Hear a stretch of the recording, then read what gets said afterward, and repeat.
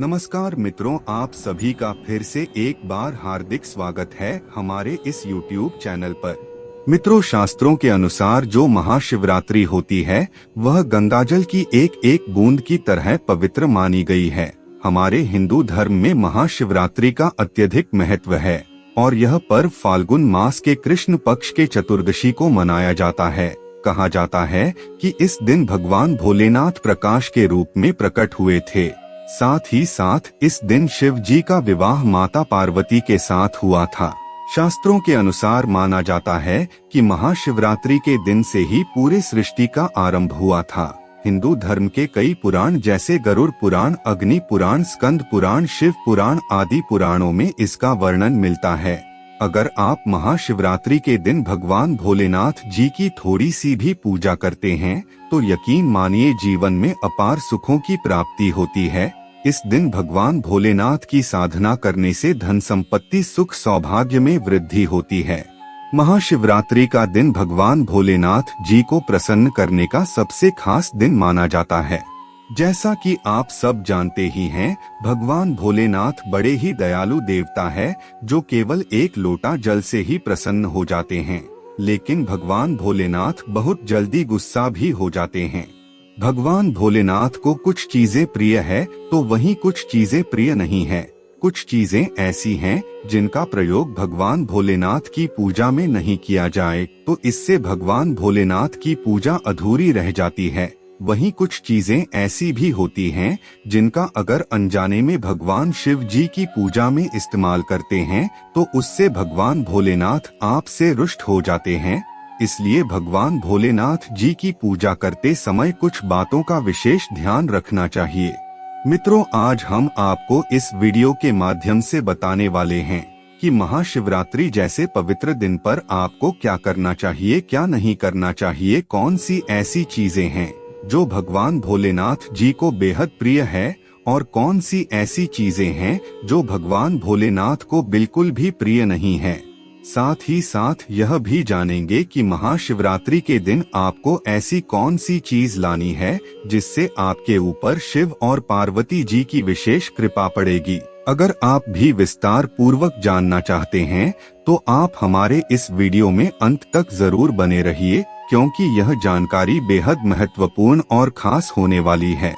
मित्रों, वीडियो शुरू करने से पहले अगर आप पहली बार हमारे चैनल पर आए हैं और अभी तक आपने हमारे चैनल को सब्सक्राइब नहीं किया है तो अभी चैनल को सब्सक्राइब कर लीजिए ताकि आपको रोजाना ऐसे ही ज्ञानवर्धक और महत्वपूर्ण जानकारी मिलती रहे। आइए मित्रों, सबसे पहले जानते हैं कि महाशिवरात्रि के पवित्र दिन पर आपको क्या करना चाहिए जिससे भगवान भोलेनाथ और माता पार्वती का विशेष आशीर्वाद मिल सके। महाशिवरात्रि के दिन भगवान भोलेनाथ जी की पूजा लाल वस्त्र या फिर सफेद वस्त्र धारण करके ही करना चाहिए। सफेद और लाल रंग के वस्त्र धारण करके भगवान भोलेनाथ का पूजन करना बहुत ही शुभकारी माना जाता है। अगर हो सके तो महाशिवरात्रि के दिन पूजा में बिना सिले वस्त्र पहने। महाशिवरात्रि के दिन भगवान भोलेनाथ जी के शिवलिंग की पूजा जरूर करनी चाहिए। शास्त्रों के अनुसार महाशिवरात्रि के दिन ही भगवान भोलेनाथ शिवलिंग के रूप में प्रकट हुए थे। इसलिए इस दिन शिवलिंग की पूजा करने से अपार सुखों की प्राप्ति होती है। शिवलिंग की पूजा करने से भगवान भोलेनाथ और माता पार्वती की कृपा प्राप्त होती है, जिससे सारे दुख दर्द अपने आप दूर हो जाते हैं। वैसे तो महाशिवरात्रि पर भगवान भोलेनाथ जी का पूजन रात के चारों पहर में किया जाता है, लेकिन भगवान भोलेनाथ का पूजन प्रदोष काल में भी जरूर करना चाहिए।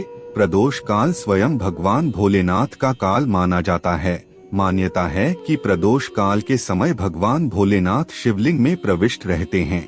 इसीलिए महाशिवरात्रि के दिन आपको प्रदोष काल में भगवान भोलेनाथ जी की पूजा जरूर करनी चाहिए।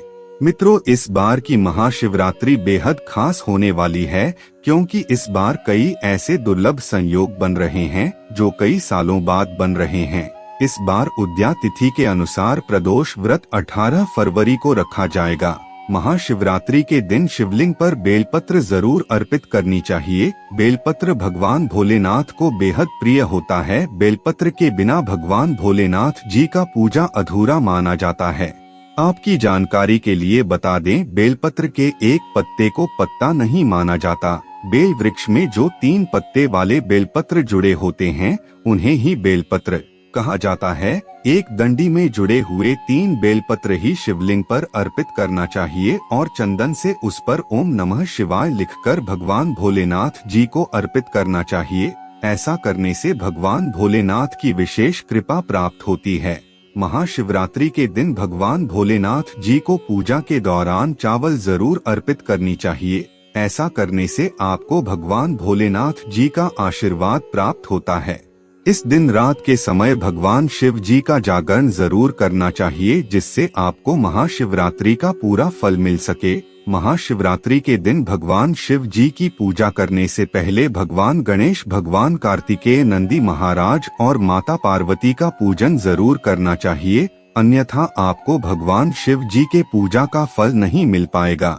महाशिवरात्रि के पावन दिन पर इन चीजों को करने से भगवान भोलेनाथ जी का आशीर्वाद मिलता है। मित्रों, अब जान लेते हैं कि महाशिवरात्रि के दिन आपको क्या नहीं करना चाहिए। महाशिवरात्रि के दिन सुबह उठना अत्यंत शुभकारी जाता है। इस दिन भूल से भी काले रंग के वस्त्र धारण ना करें। इस दिन काले वस्त्र धारण करना अशुभ माना जाता है। महाशिवरात्रि के दिन शिवलिंग पर चढ़ाई गई चीजों को भूल से भी आपको नहीं खाना चाहिए, क्योंकि शिवलिंग पर चढ़ाई गई चीजों का ग्रहण करना अशुभ माना जाता है। अगर आप शिवलिंग पर जल चढ़ा रहे हैं तो ध्यान रखें कि शंख से आपको जल बिल्कुल भी नहीं चढ़ानी चाहिए। शिव जी को आप तांबे के लोटे से जल अर्पित करें।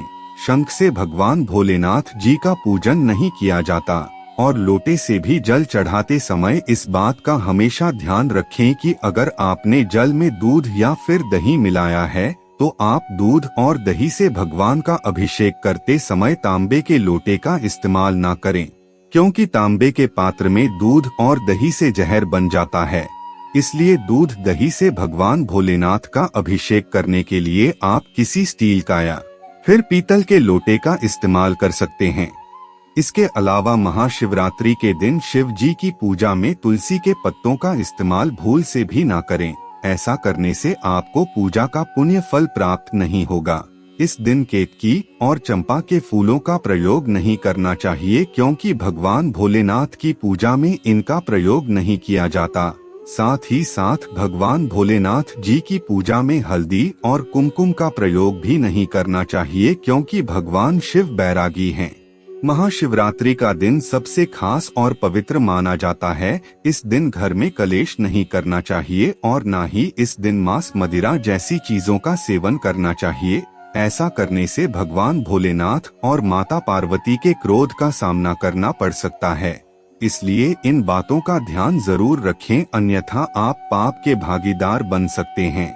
मित्रों, अगर आप महाशिवरात्रि का व्रत रखते हैं तो आपको ध्यान रखना चाहिए कि शरीर में पानी की कमी न हो।